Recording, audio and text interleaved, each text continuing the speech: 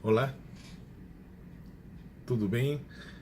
Primeira série, o nível A2 mais, e gostaria de, bom, primeiro cumprimentá-los e segundo ajudá-los nesse processo de estudo. Eu estou desviando o olhar, não é que eu seja mal educado, né? É que eu estou olhando a prova, a partir daí eu posso pautar as informações. Então, agradeço e peço desculpas aí pela indelicadeza. Bom, então nossa prova ela vai versar sobre o imperativo. Então nós teremos interpretação de texto, imperativo afirmativo, não é isso? E imperativo negativo. Então vamos ao ponto. O primeiro momento da prova é a interpretação de texto. Então, a interpretação de texto tem uma característica muito particular, muito própria. Qual é a particularidade?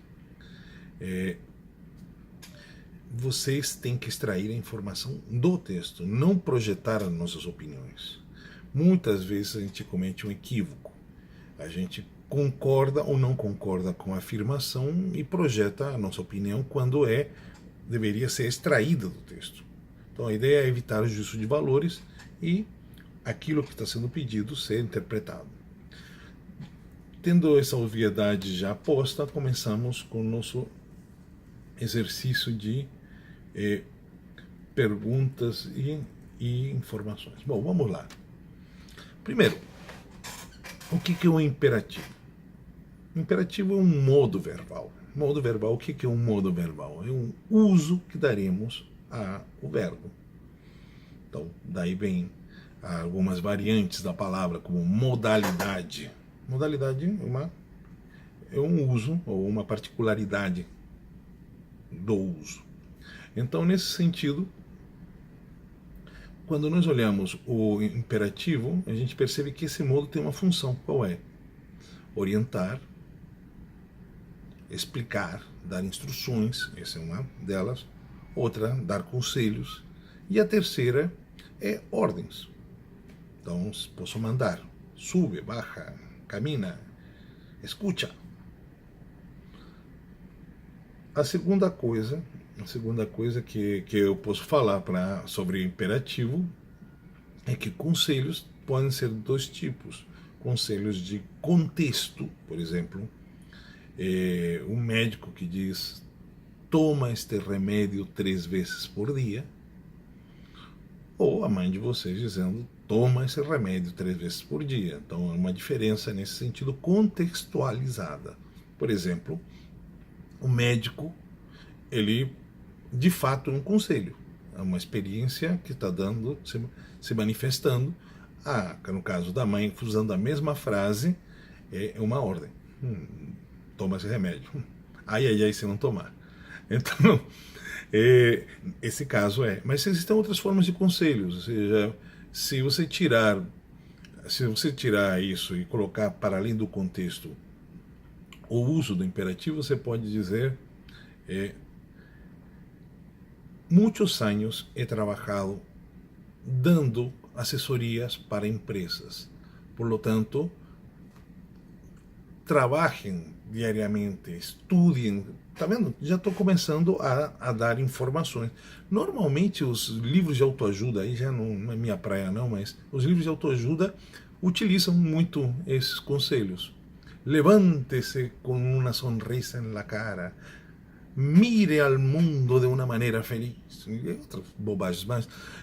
Enfim, os livros de autoajuda também têm essa função de conselho. Então, isso é diferente daquilo do exemplo anterior. Mas todos são conselhos, né? Tá bom? Continuando, já sabemos qual é a função desses imperativos e agora tem algumas características. A primeira delas é que imperativo não tem primeira pessoa. Por quê? Porque você não se dá ordens publicamente, nem até em privado, de maneira explícita e oralizada. Você não fala assim: levanta a mano, sácate los anteojos, faz menor sentido isso, né? A não ser que esteja um surto grave. ou num delírio qualquer, isso não cabe, não tem sentido. Foge daquilo que nós entendemos como normalidade. Bom, continuando, nossas perguntas vão ser de múltipla escolha, então vamos ter alguns probleminhas aí. Bom, o primeiro é os famosos distratores. Os efeitos distratores são complicados, porque a palavra distratores vem de distração, né? Ou seja, são respostas muito parecidas, muito próximas. Porém, essas respostas muito parecidas, muito próximas, têm uma função de nos distrair. Portanto, não se superestimem nem subestimem a matéria. Olhem com cuidado. Outra coisa importante é entender que existe um espanhol da Espanha e existe um espanhol da América. Portanto, o uso do vosotros, que é uma característica espanhola, ou do espanhol peninsular, da Península Ibérica, ele no vosotros, imperativo afirmativo, termina em ad, ed ou id. Então, por exemplo, o imperativo de cantar, cantada, de comer, comed, e de vivir, vivid. Vivid. Então, eu digo isso porque na América a gente não usa, então às vezes pode parecer meio estranho, que coisa esquisita. Não, não é esquisito, é a forma com que se fala na Espanha e isso é tão simples de entender. Existem espanhóis diferentes, como existem inglês diferentes, como o português de Portugal e o português do Brasil são diferentes, em alguns casos. Tá bom? No caso do imperativo aqui é gritante. Outra coisa importante. Essa confusão acontece. Por quê? Porque, tudo bem, nós já vimos a tabela, e vou colocar, por favor, estudem no Moodle, a tabela dos imperativos afirmativos. Fechou. Porém, a tabela dos imperativos negativos são completa e absolutamente diferentes. Não é pegar aquela tabela do imperativo afirmativo e colocar no. Não, não é isso. Não é isso.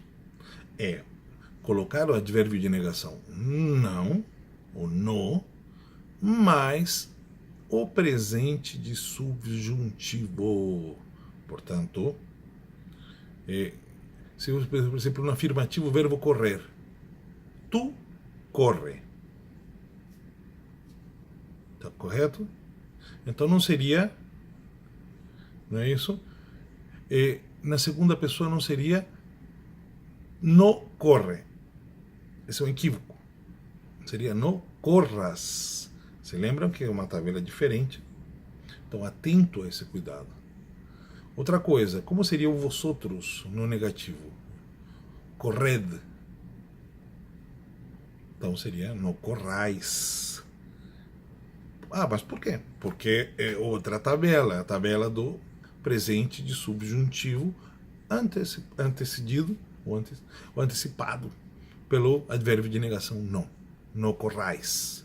Então, essas sutilezas são importantes. Dê uma olhada nas fichinhas que eu vou colocar no Moodle, tá legal?